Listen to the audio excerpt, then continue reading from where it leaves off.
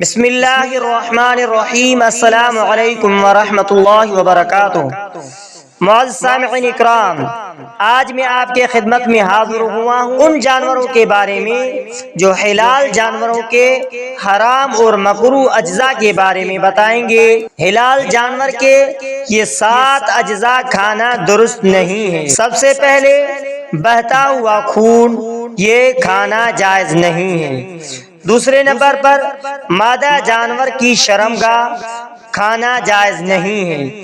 تیسرے نمبر پر خصیتین، انہیں کپورے بھی کہتے ہیں، وہ بھی کھانا جائز نہیں ہے۔ چوتھے نمبر پر غدود، اس کا بھی کھانا درست اور جائز نہیں ہے۔ پانچویں نمبر پر نر جانور کی پیشاب گاہ، اس کا بھی کھانا جائز نہیں ہے۔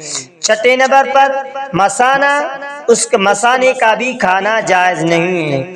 ساتویں نمبر پر پتا، اس کا بھی کھانا جائز نہیں ہے۔ تو معزز سامعین اکرام، یہ چند الفاظ کی وضاحت تھی۔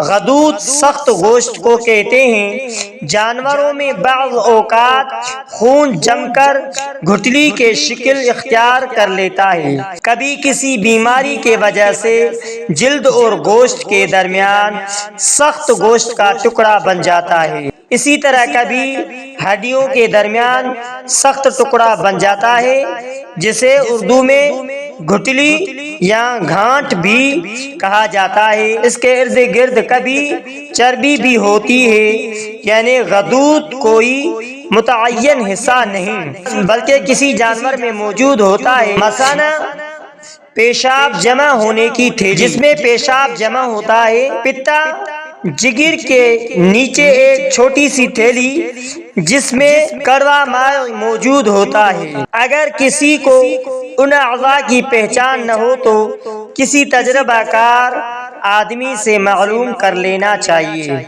تو معزز سامعین اکرام، ان 7 اجزاء کے علاوہ بقیہ کا کھانا جائز ہے، اور اس کے ساتھ اوجڑی کا کھانا بھی درست ہے۔ اوجڑی بڑی سی تھیلی ہوتی ہے جس میں کھایا ہوا چارہ موجود ہوتا ہے، لیکن بعض نے اوجڑی کے متعلق مکروہ بھی کہا ہے کہ اوجڑی کا کھانا مکروہ ہے، لیکن کھانا اس کا جائز ہے۔ تو معزز سامعین اکرام، ان 7 اجزاء کا کھانا درست نہیں ہے، ان سے پرہیز کرنا ضروری ہے کیونکہ یہ حرام اور مکروہ ہے۔